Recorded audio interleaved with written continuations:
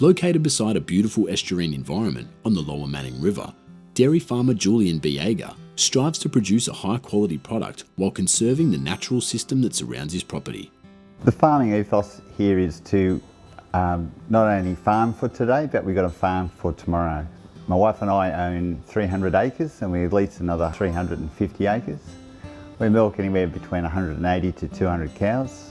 The Lower Manning River estuary is shared with other people and other industries.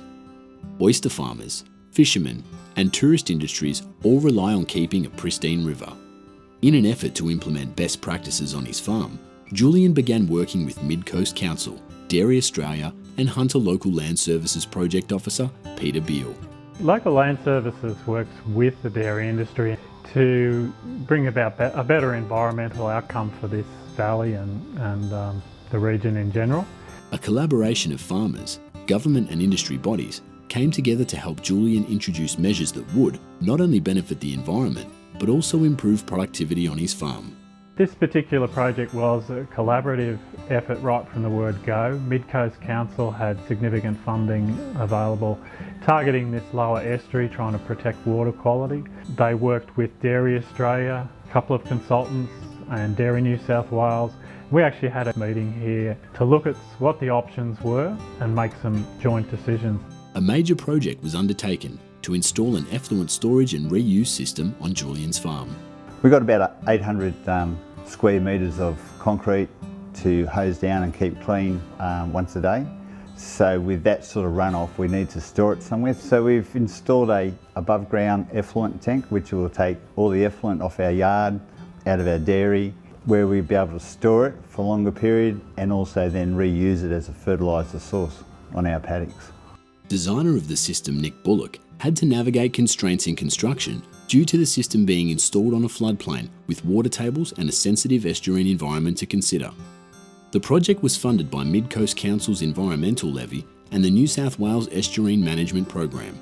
Julian's situation is particularly difficult because he's farming on the lower end of the floodplain. He's in the middle of a very sensitive area where there's oyster growers around him, a floodplain which affects the sorts of effluent disposal systems that he can put in place. A normal system is a pond, an open pond, which if you get a flood, it can actually drain into the floodwater. So he's had to come up with really a much more expensive system to put in an elevated tank that is well protected from any normal flood height or even 1 in 100 flood height. And in doing so, he's invested a lot of his own personal money to be environmentally responsible.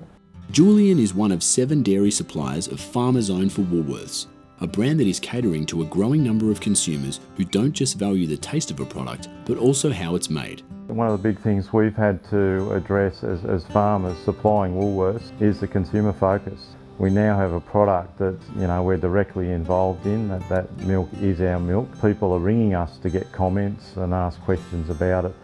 And part of that consumer focus is not just about taste. They want something that's that they can buy that's ethical, that supports farmers, and also is a product that's produced in a sustainable way.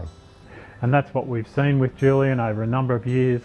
He's got a very strong fertiliser program. He gets expert agronomic advice. He does the best grazing management strategies.